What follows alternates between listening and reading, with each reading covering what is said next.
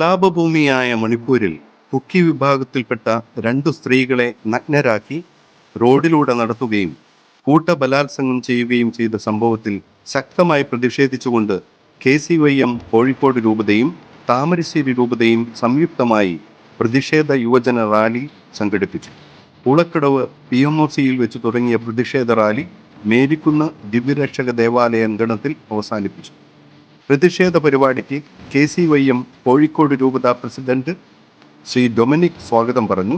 KCYM Thamarassery രൂപത president Shri Abhilash അധ്യക്ഷത വഹിച്ച് സംസാരിച്ചു.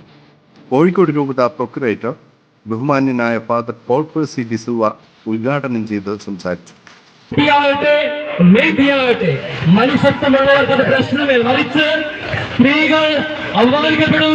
KCYM താമരശ്ശേരി രൂപത സംസ്ഥാന സിൻഡിക്കേറ്റ് അംഗം ശ്രീ റിച്ചാർഡ് നന്ദി അറിയിച്ചു.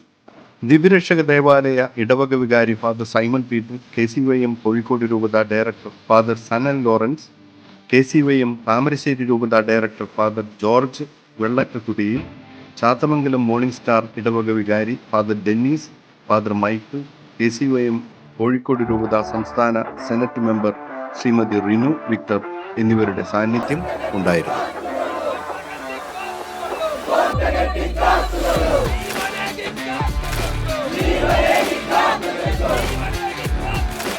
Go!